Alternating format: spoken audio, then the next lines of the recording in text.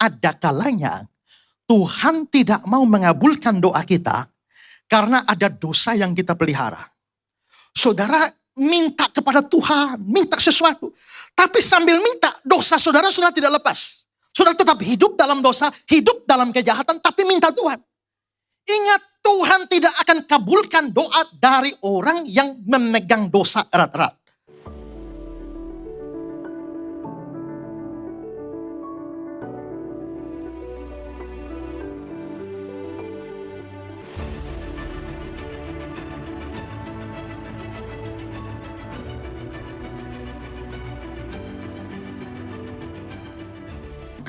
Kita berdoa. Tuhan, terima kasih untuk kesempatan kali ini. Kami masih diberikan napas hidup oleh Tuhan dan juga kesempatan untuk beribadah. Kami sudah memuji menyembah Tuhan, sekarang mau mendengar firman-Mu. Beri akal budi yang baik supaya waktu firman Tuhan diberitakan kami mampu memahaminya, mengertinya dengan benar. Dengan akal budi kami, hati kami pun juga Tuhan bekerja di dalamnya dengan Roh-Mu yang kudus, supaya terbuka menyambut kebenaran-kebenaran-Mu. Pesan-pesannya juga kami memiliki kehendak yang baik untuk melakukannya. Pakai firman ini untuk mengajar kami, menasihati, menegur, dan mendorong kami untuk hidup seturut dengan kehendak Tuhan. Kami berdoa juga ya Tuhan, supaya kiranya Tuhan memberikan kepada kami fokus kepada firman. Jauhkan dari hal-hal yang lain, sehingga kami tidak kehilangan berkat firman Tuhan pada siang hari ini. Kami siap mendengar firman-Mu, mari Tuhan mengajar kami. Dalam nama Yesus kami berdoa. Amin. Silakan duduk kembali.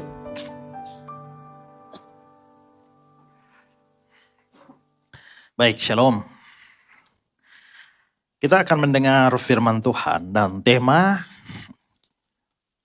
kita adalah duri di dalam daging. Kalau saudara lihat ini adalah part yang keempat, karena saya membicarakan tema ini secara berseri dalam kebaktian pertama sampai dengan kebaktian yang keempat, nanti sampai yang kelima. Secara bersambung, saudara bisa lihat yang sebelumnya maupun nanti sesudahnya. Kita melihat teksnya 2 Korintus 12 ayat 7 sampai ayat yang ke-10. Ini adalah kata-kata dari Rasul Paulus. Dan supaya aku jangan meninggikan diri karena penyataan-penyataan yang luar biasa itu, maka aku diberi satu duri dalam dagingku, yaitu seorang utusan iblis yang menggocok aku, supaya aku jangan meninggikan diri. Tentang hal ini aku sudah 3 kali berseru kepada Tuhan, supaya utusan iblis itu mundur daripadaku. Tetapi jawab Tuhan kepadaku, cukuplah kasih karuniaku bagimu, sebab justru dalam kelemahanlah kuasaku menjadi sempurna. Sebab itu terlebih suka aku bermegah atas kelemahanku, supaya kuasa Kristus turun menaungi aku. Karena itu aku senang dan rela di dalam kelemahan, di dalam siksaan, di dalam kesukaran, di dalam penganiayaan, dan kesesakan oleh karena Kristus. Sebab jika aku lemah, maka aku kuat. Saudara-saudara, teks ini berbicara bahwa Paulus itu ada duri di dalam dagingnya. Dan saya sudah membahas dalam beberapa kebaktian sebelumnya. Yang pertama saya bahas itu adalah apa itu duri di dalam dagingnya Paulus. Karena Paulus bicara ada duri di dalam dagingnya. Dan sudah saya jelaskan bahwa duri di dalam daging ini itu adalah gambaran tentang penderitaan, kesukaran, kesulitan yang Paulus alami. Dan lebih spesifik lagi, itu sebenarnya mengacu kepada ada semacam penyakit tertentu yang diderita oleh Paulus. Dan kemungkinan terbesar itu adalah penyakit mata yang sangat menyiksa Paulus. Saudara nanti bisa lihat di dalam ibadah pertama tadi, ya. Dan yang kedua itu saya bahas tentang pihak-pihak atau orang-orang atau juga pihak yang ada di balik penderitaan Paulus. Di mana dia bicara soal adanya utusan iblis yang menggocok aku, dan itu merujuk kepada malaikat, utusan iblis, angelos, malaikat iblis. Jadi bisa dikatakan bahwa di balik penderitaannya Paulus, ada iblis bekerja di sana. Iblis menyerang Paulus dengan penderitaan. Tetapi ada Tuhan juga yang di balik penderitaannya Paulus. Nah, lalu di poin ketiga saya bahas kalau begitu tujuan iblis apa? Berikan penderitaan pada Paulus. Dan tujuan Tuhan apa? Tujuan iblis adalah jelek, dia memberikan penderitaan supaya iman Paulus kandas, dan Paulus itu seorang pelayan, seorang pemberita Injil. Tujuan diberikannya penderitaan supaya Paulus pelayanannya itu menjadi terganggu. Sehingga dia akhirnya menjadi lemah di dalam pelayanannya. Sementara di pihak Tuhan, kalau saudara ingat ayat-ayat tadi dikatakan, supaya aku tidak meninggikan diri, maka aku diberi duri dalam daging. Mengapa Paulus diberikan duri dalam daging? Supaya tidak meninggikan diri. Meninggikan diri karena apa? Karena penyataan-penyataan yang luar biasa. Penyataan apa? Nah, kalau dibaca ayat ini dari ayat 1, Paulus mengalami pengalaman supernatural yang luar biasa. Di mana dia diangkat ke tingkat yang ketiga dari surga. Bayangkan Paulus dibawa ke tingkat ketiga dari surga. Itu pengalaman luar biasa karena tidak ada rasul yang pernah diangkat ke surga selama mereka hidup. Petrus tidak, Yakobus tidak, Yohanes tidak, Thomas tidak. Ada banyak orang Kristen tidak mengalami itu. Tapi Paulus itu diberikan sebuah kesempatan diangkat ke tingkat ketiga dari surga. Itu pengalaman luar biasa. Tapi pengalaman luar biasa itu bisa menyebabkan Paulus jadi sombong. Itulah sebabnya Tuhan kasih penderitaan. Atau lebih tepatnya Tuhan izinkan iblis menyerang Paulus dengan penderitaan supaya melatih dia tetap rendah hati. Lalu di dalam poin yang keempat saya bahas, pada waktu dia menderita, apa yang dia lakukan? Yang dia lakukan itu adalah dia yang tidak dia lakukan dan yang dia lakukan. Yang tidak Paulus lakukan di tengah penderitaan, dia tidak mengeluh, tidak marah, tidak mengecam Tuhan. Yang dia lakukan adalah dia berdoa. Dia berdoa 3 kali dan saudara-saudara, dan akhirnya kita bisa melihat juga bahwa doanya itu tidak dikabulkan oleh Tuhan. Dan ini mau saya bahas lebih khusus sekarang. Karena itu poin yang saya bahas sekarang ini, itu adalah bagaimana sikap Tuhan terhadap doanya Paulus. Nah sekarang mari kita lihat ayat 9. Di ayat 9 dibilang begini. Tetapi jawab Tuhan kepadaku, Paulus berdoa kepada Tuhan, supaya penderitaannya diangkat. Duri dalam dagingnya diangkat. Tetapi jawab Tuhan kepadaku, cukuplah kasih karuniaku bagimu. Sebab justru dalam kelemahanlah kuasaku jadi sempurna. Dari sini saudara, terlihat bahwa Tuhan menjawab Paulus. Perhatikan kembali ayat 9. Tapi jawab Tuhan kepadaku. Maka doa Paulus ini dijawab oleh Tuhan. Tapi kalau ayat selanjutnya dia bilang, cukuplah kasih karuniaku bagimu. Artinya doanya Paulus tidak dikabulkan.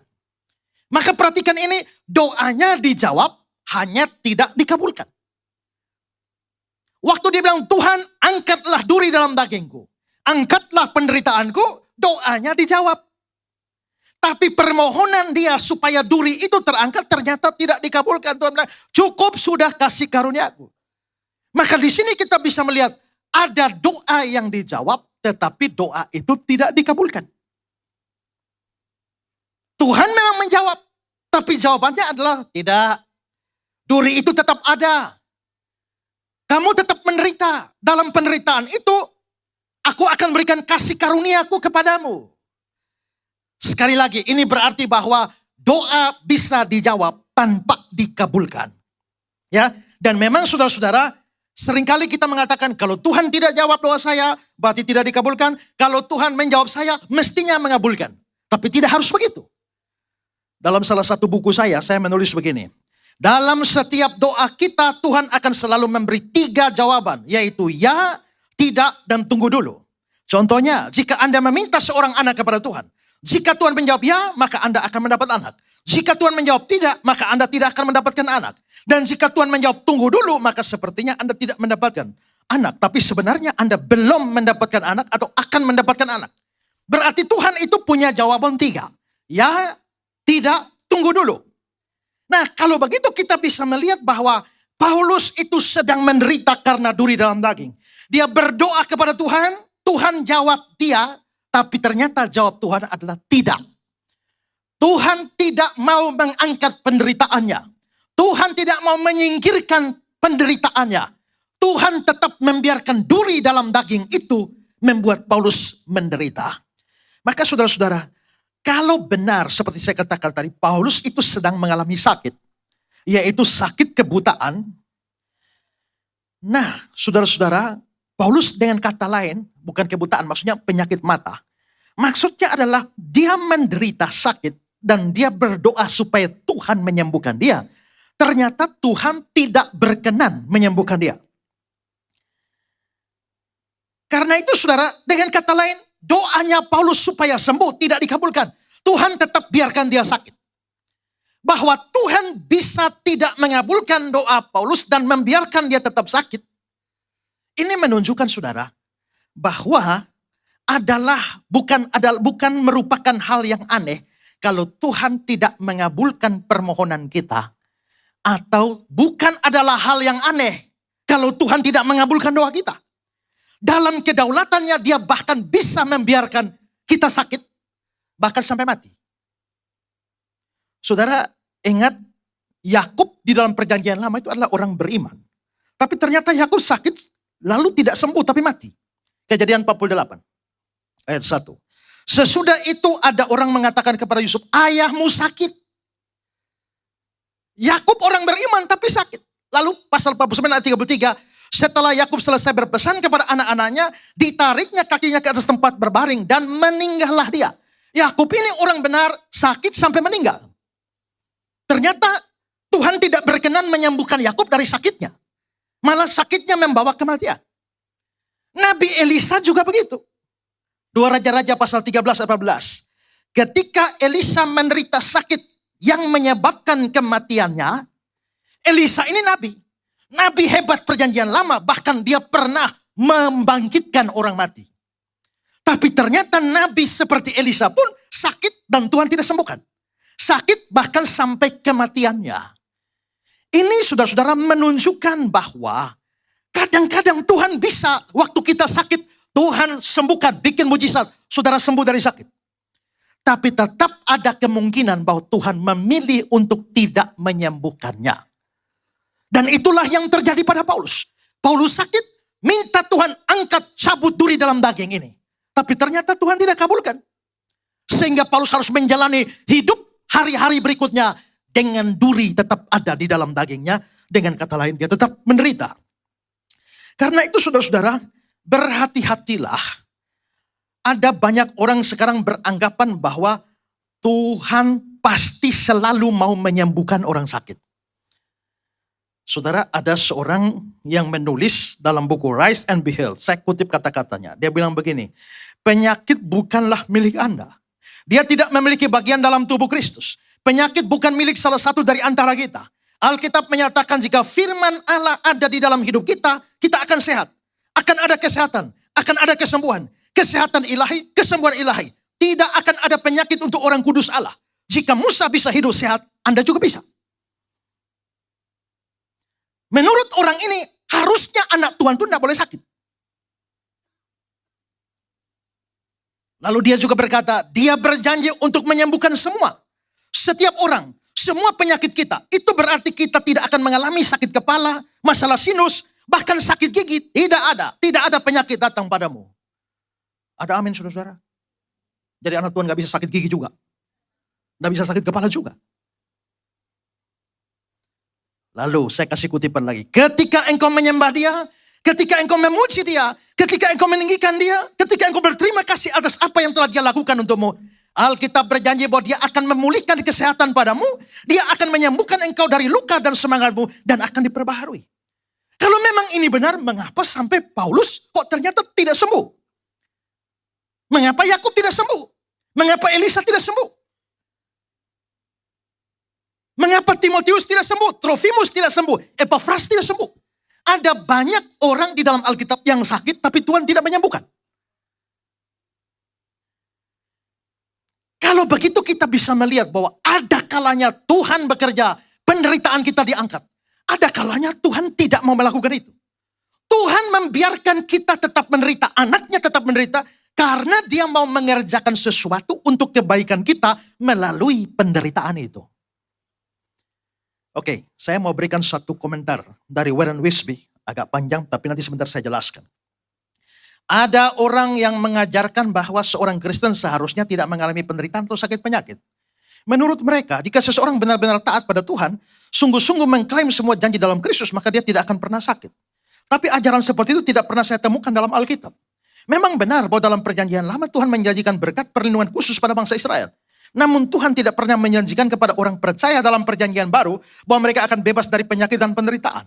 Jika benar orang percaya selalu bisa mengalami kesembuhan seketika hanya karena hubungannya dengan Kristus, maka kita bisa bertanya, mengapa Paulus tidak menggunakan hal itu untuk diri sendiri? Mengapa dia tidak menyembuhkan dirinya dari duri dalam daging? Bahkan ketika Epaphroditus hampir mati karena sakit, Paulus juga tidak langsung menyembuhkannya. Hal ini menunjukkan bahwa orang percaya pun bisa mengalami sakit dan penderitaan. Dan itu tidak berarti iman mereka kurang atau Tuhan meninggalkan mereka. Saudara lihat di dalam Alkitab, Tuhan banyak membuat mujizat sembuhkan orang. Tapi yang kedua, ada kalanya Tuhan gak mau buat mujizat sama sekali. Dan ada kalanya Tuhan mau menyembuhkan satu orang, tapi orang lain dia tidak mau sembuhkan. Sekarang saudara lihat Lukas 5, 15-16. Tapi kabar tentang Yesus makin jauh tersiar dan datanglah orang banyak berbondong-bondong padanya untuk mendengar dia, untuk disembuhkan dari penyakit mereka. Apakah Yesus menyembuhkan mereka? Ayat 16. Akan tetapi dia mengundurkan diri ke tempat-tempat sunyi dan berdoa. Banyak orang sakit datang, satu pun Tuhan tidak sembuhkan. Lukas 4 ayat 27. Dan pada zaman Nabi Elisa banyak orang sakit kusta di Israel. Tidak ada seorang pun dari mereka yang ditarikan selain daripada Naaman. Berarti ada banyak orang sakit. Tapi yang disembuhkan itu hanya Naaman. Kalau begitu kita lihat, kadang kita melihat Tuhan membuat banyak kesembuhan atau mujizat. Kadang-kadang dia tidak lakukan sama sekali. Kadang-kadang dia lakukan untuk orang tertentu dan orang lain tidak. Maka di sini kita bisa melihat bahwa semuanya kembali pada kendali Tuhan. Tidak ada keharusan bahwa mujizat harus terjadi.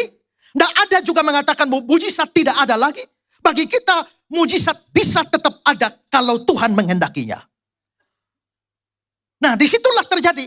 Paulus itu mengalami sakit dan penderitaan. Minta Tuhan ambil duri dalam daging. Tapi Tuhan yang tidak. Cukuplah kasih karuniaku bagimu. Nah pertanyaan kita sekarang begini. Kenapa ya Paulus itu kok doanya Tuhan jawab tapi Tuhan gak kabulkan? Kalau Tuhan bisa jawab tapi tidak kabulkan, maka hal yang sama bisa terjadi pada saya dan saudara. Bahwa Tuhan bisa menjawab doa kita tapi tidak mengabulkan. Bahwa Tuhan tetap membiarkan penderitaan ada pada Paulus.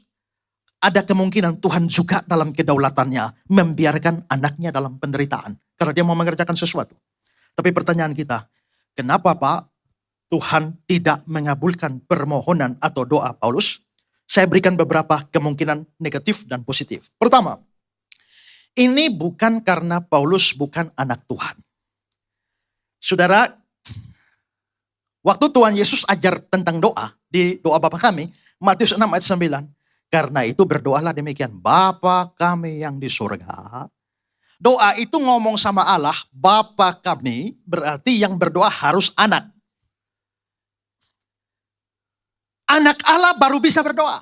Dan Allah akan mendengarnya. Siapakah anak Allah? Orang yang percaya kepada Yesus. Itulah sebabnya orang kalau tidak percaya pada Yesus mestinya nggak bisa berdoa Bapa kami.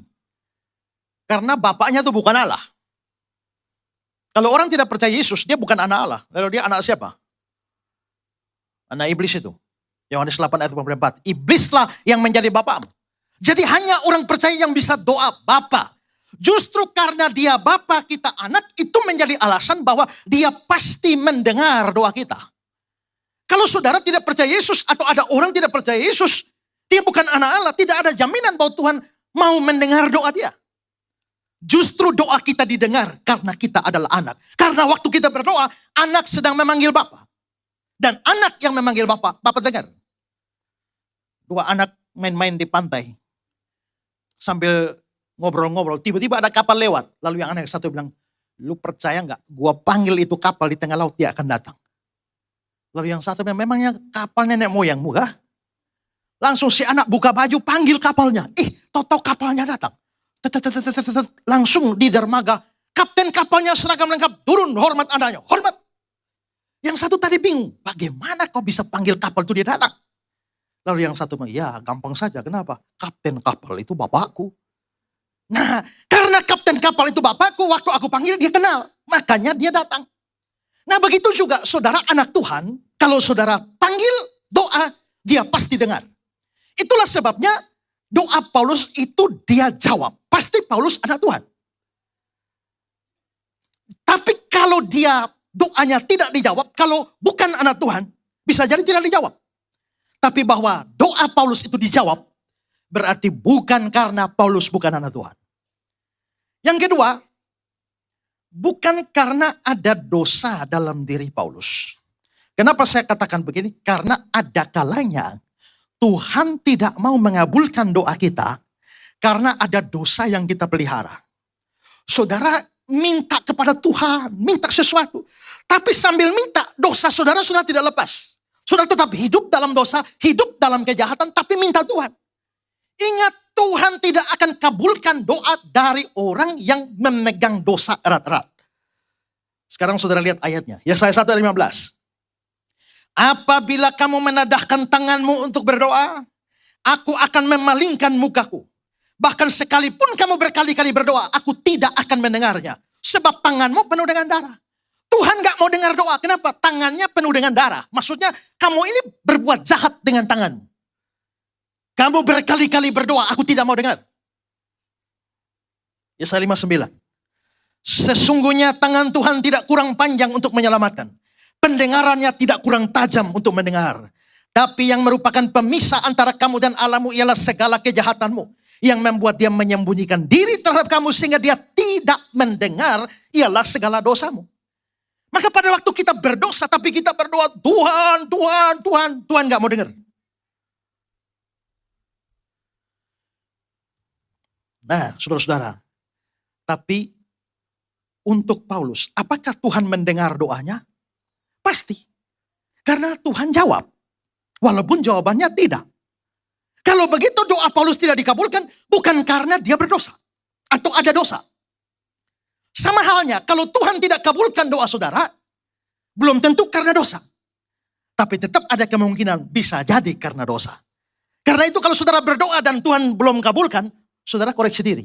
Jangan-jangan ada dosa tertentu yang saya pegang erat-erat sehingga Tuhan gak mau kabulkan. Kira-kira contoh dosanya apa? Contoh dosanya begini. Saudara berdoa minta kepada Tuhan sesuatu, tapi saudara tetap benci orang dan niat jahat sama orang. Jangan kira Tuhan akan kabulkan doa saudara. Lihat Mazmur 66. Seandainya ada niat jahat dalam hatiku, tentu Tuhan tidak mau mendengar.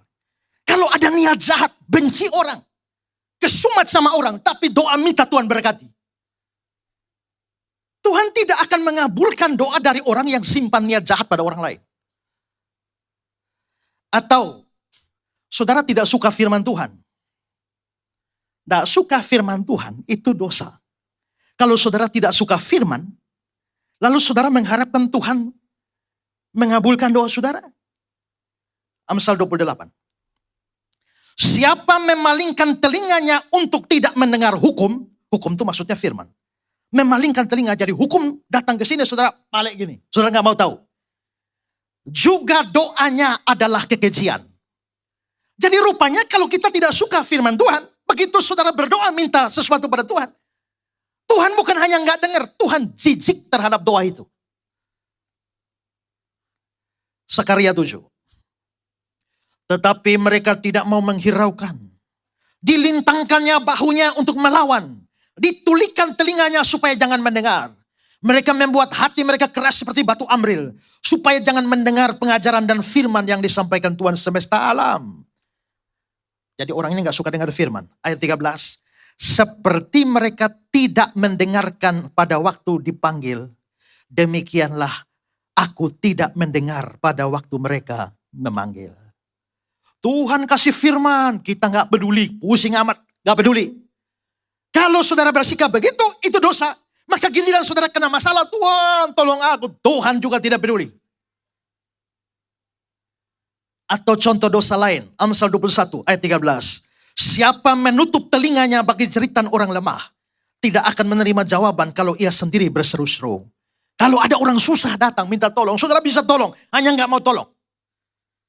Maka begitu saudara berseru, saudara pun tidak akan menerima jawaban. Jadi dosa itu bisa menjadi penghambat doa. Maka kalau saudara berdoa kok sudah doa sekian lama ya, kok Tuhan gak kabulkan ya. Pertama ngecek dulu. Jangan-jangan ada dosa tertentu yang saya simpan erat-erat. Buang dosanya. Mungkin Tuhan mau kabulkan.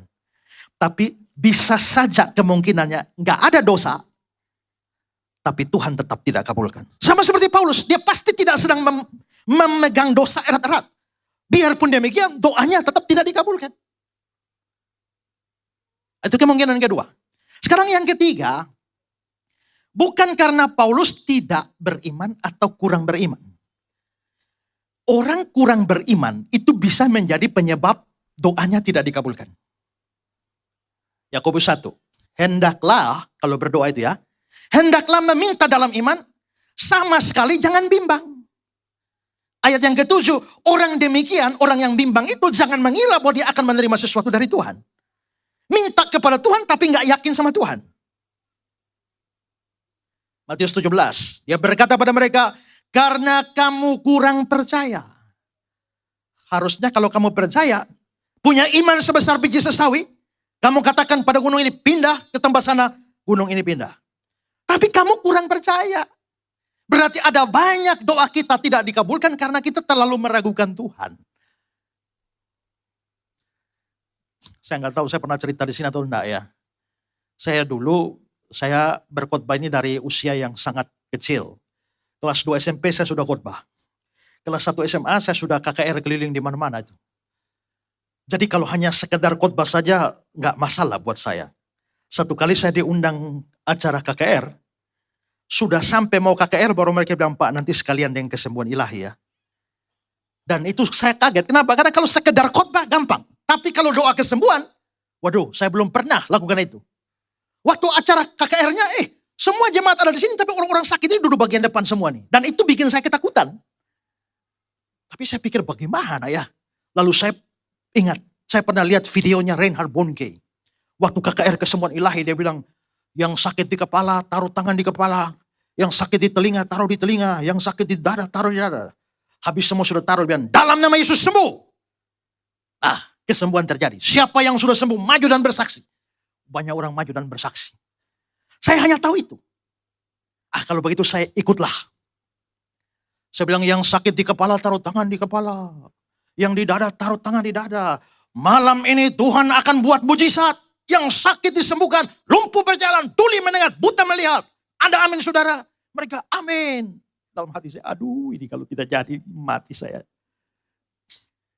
Saya yakinkan kalau dulu Tuhan bisa bangkitkan orang mati, dia bisa sembuhkan saudara malam ini. Tapi sementara mereka amin, saya dalam hati, aduh ini payah ini saya. Akhirnya saya khotbahnya dipanjang-panjangkan karena saya takut doa orang sakit. Tapi akhirnya amin juga khotbahnya. Sekarang doa orang sakit itu ya. Tumpang tangan semua. Dalam nama Yesus sembuh. Sekarang siapa yang sudah sembuh maju dan bersaksi.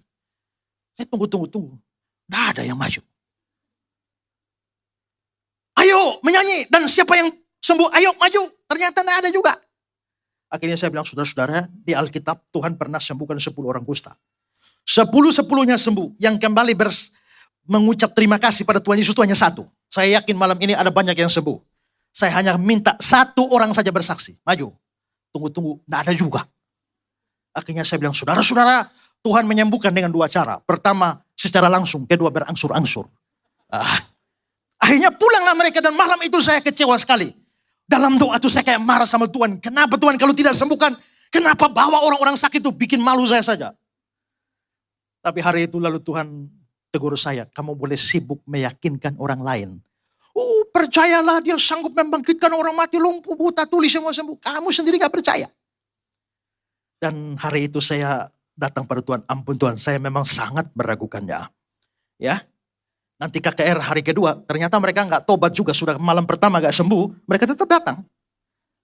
Ya, tapi malam yang kedua itu saya gak tahu keyakinan dari mana. Saya belum berdoa, baru nyanyi. Curahkanlah Tuhan, mujizat terjadi di tempat ini. Tiba-tiba bapak satu di depan lompat. Berdiri dia 17 tahun sudah lumpuh. Malam itu dia jalan. Apakah karena saya doakan? Belum juga, kan saya belum doa itu. Baru nyanyi dia sembuh sendiri. Dari situ saya sadar bahwa kenapa Tuhan tidak mengabulkan doa saya? Karena hati saya begitu ragu. Ketika kita meragukan Tuhan, maka biasanya Tuhan tidak mengabulkan doa kita. Tapi ingat, kalaupun saudara nggak ragu, yakin belum tentu juga Tuhan mau kabulkan. Karena saudara, apakah Paulus di sini meragukan Tuhan? Tidak. Paulus itu seorang yang imannya kuat. Tapi sekalipun imannya kuat, ternyata Tuhan tetap tidak kabulkan doa dia. Maka doa yang tidak dikabulkan tak selamanya karena kita kurang beriman. Lah terus kenapa Pak? Kenapa Tuhan gak kabulkan doanya Paulus? Poin kita yang keempat. Karena doa Paulus tidak sejalan dengan rencana atau kehendak Tuhan untuk dirinya. Ini penyebabnya. Tuhan itu punya rencana. Bahkan sebelum saudara lahir, Tuhan sudah bikin rencana untuk saudara. Waktu saudara masih janin di dalam rahim ibu, Tuhan sudah bikin rencana untuk saudara. Mazmur 139. Matamu melihat selagi aku bakal anak. Dalam kitabmu semuanya tertulis hari-hari yang akan dibentuk sebelum ada satu pun daripadanya. Tuhan, waktu kamu masih janin, Tuhan sudah bikin rencana buat kamu. Dan kalau Tuhan bikin rencana, yang namanya rencana Tuhan gak bisa gagal. Manusia bikin rencana bisa gagal. Tuhan bikin rencana gak bisa gagal. Ayub 42. Engkau sanggup melakukan segala sesuatu. Tidak ada rencanamu yang gagal. Rencana Tuhan itu gak bisa gagal. Mazmur 33. Rencana Tuhan tetap selama-lamanya. Nah saudara-saudara, kalau memang Tuhan sudah punya rencana, rencananya tidak bisa gagal, maka dia hanya akan mengabulkan doa kalau doa itu sejalan dengan rencananya. Makanya dalam surat Yohanes dia bilang, dia mengabulkan doa kita jika kita minta sesuatu kepadanya menurut kehendaknya. Tapi kalau saudara berdoa ternyata tidak menurut kehendaknya, dan dia kabulkan, maka rencananya jadi gagal. Kalau Tuhan berencana saudara dibawa ke sana, saudara berdoa supaya Tuhan buka jalan ke sini Tuhan. Buka jalan dalam nama Yesus.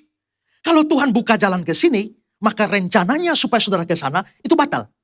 Padahal rencana Tuhan tidak bisa gagal. Karena Tuhan mau saudara ke sana, tapi saudara berdoa, doa puasa, doa semalam, terus sampai di sini, untuk ke sini. Karena rencana Tuhan tidak bisa gagal, maka dia tidak mungkin kabulkan permohonan saudara ke sana. Begitu dia kabulkan, rencananya gagal. Nah, saudara-saudara, rupanya permohonan Paulus supaya duri dalam dagingnya diangkat, tidak dikabulkan oleh Tuhan. Kenapa? Karena itu bertentangan dengan rencana Tuhan bagi dirinya. Rencana Tuhan bagi Paulus adalah duri itu tetap ada di dalam dagingnya. Penderitaan itu harus tetap dia terima. Tuhan berkehendak duri tetap ada dalam daging.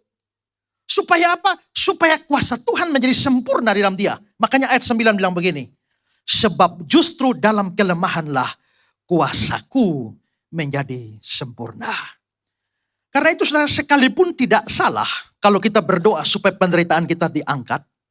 Tapi bagaimanapun juga doa itu harus sejalan dengan rencana Tuhan. Saya dalam kebaktian sebelumnya saya singgung. Yusuf itu di perjanjian lama kan jadi Perdana Menteri di Mesir. Waktu dia dibuang dalam lubang sumur, mungkin dia berdoa, Tuhan keluarkan saya dari lubang sumur ini. Kalau Tuhan kabulkan doanya, dia keluar dari lubang sumur, pergi ke rumah bapaknya, gak pernah jadi Perdana Menteri. Ternyata saudara-saudaranya jual dia ke Mesir. Kalau dia berdoa, Tuhan tolong selamatkan saya, jangan sampai ke Mesir. Kalau Tuhan kabulkan doanya, paling-paling ke rumah bapaknya, gak bisa jadi Perdana Menteri. Lalu difitnah istri Potifar, masuk penjara. Mungkin dia berdoa, Tuhan selamatkan saya dari penjara ini. Kalau Tuhan kabulkannya, dia gak pernah masuk penjara, dia gak pernah tafsir mimpi Firaun dalam penjara, dan dia gak bisa jadi Perdana Menteri. Tapi rangkaian doa itu tidak dikabulkan, supaya rencana Tuhan bagi dia, agar dia jadi Perdana Menteri di Mesir, itu terlaksana. Apa rencana Tuhannya? Kejadian 45. Sebab untuk memelihara kehidupanlah Allah menyuruh aku mendahului kamu. Untuk menjamin kelanjutan keturunanmu di bumi dan memelihara hidupmu. Kalau begitu memang Tuhan menghendaki dia ke Mesir. Karena itu, kalau Tuhan menghendaki dia ke Mesir, dia mungkin berdoa supaya jangan ke Mesir Tuhan. Tuhan tidak kabulkan. Karena memang Tuhan mau dia ke Mesir. Maka demikianlah Tuhan seringkali tidak mengabulkan doa kita. Karena dia punya rencana sendiri dan rencananya baik. Yeremia 29. Aku mengetahui rancangan apa yang ada padaku mengenai kamu. Rancangan damai sejahtera dan bukan rancangan kecelakaan. Karena itu saudara, doa itu jangan ngotot. Doa itu berserah pada kehendak Tuhan. Jikalau Tuhan mau, saya ke sana. Tapi kalau Tuhan gak mau, maunya ke sana, aku nurut. Tapi kalau sudah berdoa, Tuhan tidak bisa, apapun terjadi saya mau ke sana. Saudara, Kalau ngotot doa, saudara dengar baik-baik. Kadang-kadang Tuhan bisa menghajar seseorang dengan mengabulkan doanya tapi berikan yang jelek. Saya kasih contoh ya. Dulu bangsa Israel belum punya raja. Habis Musa mati kan ganti Yosua. Habis Yosua mati kan ganti hakim-hakim. Belum ada raja. Nah, pada zaman Samuel ternyata orang Israel minta raja. Lihat 1 Samuel 11-19. Tapi sekarang kamu menolak Allahmu yang menyelamatkan kamu dari segala malapetaka dengan berkata, angkatlah seorang raja atas kami. Israel minta raja tapi Tuhan gak mau. Karena kalau kamu minta raja itu sama dengan kamu menolak aku. Sekarang kamu menolak Allahmu. Maka Tuhan suruh Samuel tolong ngomong ke Israel. Jangan minta raja, aku menjadi rajamu. Ini negara teokrasi Israel. Lalu Samuel datang ngomong sama Israel. Tidak, Tuhan tidak menghendaki kamu dapat raja. Tapi Israel tetap ngotot, harus ada raja. Lihat 1 Samuel 8 ayat 19. Tapi bangsa itu menolak mendengar perkataan Samuel. Dan mereka berkata, tidak, harus ada raja atas kami. Ngotot kan? Karena mereka ngotot, oke, Tuhan kasih raja. Aku ikuti kamu. Tapi Tuhan kasih rajanya raja yang jahat. Yaitu Raja Saul. Dan waktu Tuhan kasih mereka, jawab permohonan mereka, kasih raja. Bukan karena Tuhan mengasihi mereka. Tapi Tuhan murka pada mereka. Hosea 13, lihat. Aku memberikan engkau seorang raja dalam murkaku. Gampangnya Indonesia sehari-hari bilang begini. Dengan marah aku memberikan raja kepadamu. Saudara sekarang pikirkan. Saudara mau Tuhan gak kabulkan doa saudara, tapi Tuhan mengasihimu? Atau Tuhan kabulkan doamu sambil marah kepada kamu?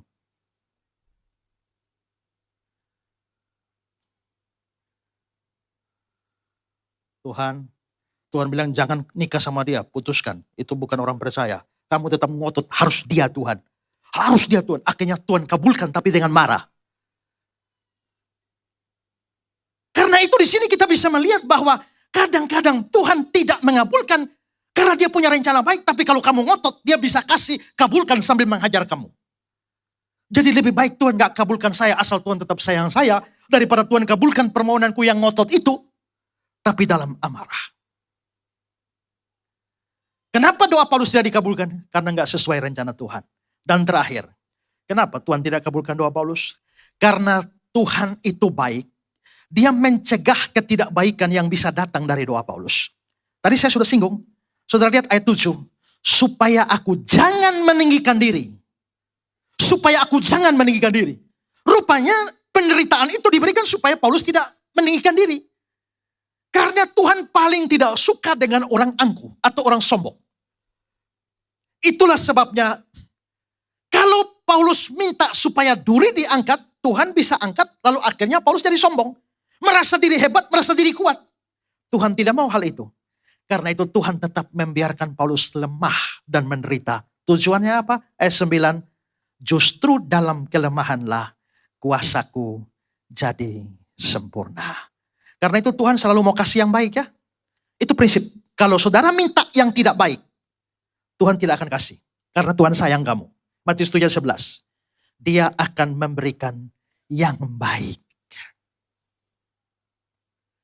Dalam pengajarannya tentang doa, Tuhan Yesus mengajar ada beberapa hal yang diminta. Contoh, Matius 7. Adakah yang memberi batu kepada anaknya jika dia minta roti? Atau memberi ular jika dia minta ikan? Berarti yang diminta roti, 2 ikan. Di Lukas 11, anaknya minta ikan. Atau jika dia minta telur. Kalau kita gabung ketiga-tiganya, maka mintanya roti, ikan, telur. Bapak manakah yang kalau anaknya minta roti dikasih batu? Minta ikan dia kasih ular. Minta telur dikasih kalajengking. Kamu saja tidak kasih yang jelek, apalagi Bapamu yang di surga. Tapi ada kita yang lihat batu, kita kira roti. Maka kita menghadap Tuhan, berikanlah roti ini Tuhan. Tuhan bilang tidak, itu batu. Tapi karena kamu bilang Tuhan pokoknya kasih roti ini. Tuhan sudah bilang itu batu. Kalau kamu ngotot dia kasih kamu makan batu. Tapi karena dia baik maka dia tidak mengabulkan. Nah itu bukan roti, itu hanya batu yang kelihatan roti. Nah maka di sini kita bisa lihat seringkali kita tidak paham akan doa-doa kita. Tidak mengerti kita bisa salah berdoa. Tapi Bapa yang baik. Dia akan mengabulkan kita kalau itu mendatangkan kebaikan bagi kita. Dalam mitologi Yunani, ada seorang yang namanya Dewi Aurora. Dewi Aurora itu dari kayangan sana dia turun ke bumi, lalu dia lihat seorang laki-laki namanya Titorus. Lalu dia jatuh cinta sama Titorus, tapi dia sadar bahwa dia dari kalangan dewa, tidak mungkin kawin sama Titorus. Dia pergi ke dewa kepala di kayangan sana. Dewa kepala, aku mau nikah sama Titorus. Dewa bilang tidak bisa. Kenapa? Karena kita ini keturunan dewa, kita hidup kekal. Tapi Titorus itu manusia biasa, gak bisa hidup kekal. Tapi Aurora tetap nekat. Tapi kan bisakah kamu mengubah dia kekal? Supaya tidak mati? Akhirnya dewa kepala menyerah, ya sudahlah. Maka Titorus dikasih hidup yang kekal, gak bisa mati. Maka kawinlah si Aurora sama Titorus. 1 tahun, 2 tahun, 10 tahun, 20 tahun. Dan lama-lama si Titorus sakit terus. Sampai gak bisa bangun lagi. Makan di tempat tidur, buang air di tempat tidur. Sudah gak bisa diurus lagi, tapi gak mati-mati. Waktu itu Aurora sadar. Saya minta hidup kekal, tapi lupa minta kesehatan. Kalau begitu dia sakit, tapi gak mati-mati. Maka dia sadar, hari itu doa yang dikabulkan. Bukan berkat, tapi bencana. Karena itu saudara-saudara, kalau Tuhan saudara sudah sungguh-sungguh semua minta, tapi Tuhan tetap tidak kabulkan. Tak usah marah sama Tuhan. Tak usah mengeluh sama Tuhan. Minta terima kasih. Karena ada banyak kebaikan yang datang dari doa yang tidak dikabulkan. C.S. Lewis pernah pacaran sama seorang perempuan. Tapi tiba-tiba perempuannya berkhianat. Dan tidak jadi menikah. Tahun-tahun telah lewat. Satu kali ada reuni sekolah mereka. Lalu datanglah orang-orang dan bercerita tentang nasib yang dialami laki-laki yang kawin dengan mantannya. Dan betapa menderitanya laki-laki itu. Di bawah penindasan istrinya itu. Hari itu C.S. Lewis bilang, aku bersyukur kepada Tuhan, untung dia dulu tidak kabulkan doa aku kawin sama perempuan ini. Seandainya aku yang kawin dengan perempuan ini, nasibku sama dengan suaminya. Lalu C.S. Lewis menulis dalam bukunya, kadang-kadang berkat terbesar itu justru datang dari doa yang tidak dikabulkan. Kalau Tuhan kabulkan doa saudara, bersyukurlah. Tapi kalau Tuhan tidak kabulkan doa saudara, jangan lupa bersyukur. Di balik doa yang dikabulkan ada berkat. Di balik doa yang tidak dikabulkan juga ada berkat. Hanya gak kelihatan. Kalau begitu, ngapain ngeluh? Ngapain marah Tuhan? Ngapain cemberut? Ngapain lari dari Tuhan?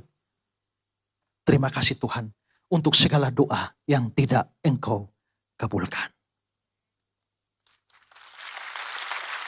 Mari kita bangkit berdiri dan mengucap terima kasih kepada Tuhan.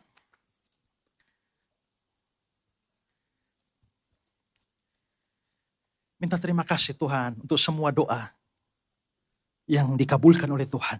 Bahkan untuk doa-doa yang tidak dikabulkan. Saudara tidak tahu berapa banyak kebaikan yang datang melalui permohonan-permohonan yang Tuhan tolak.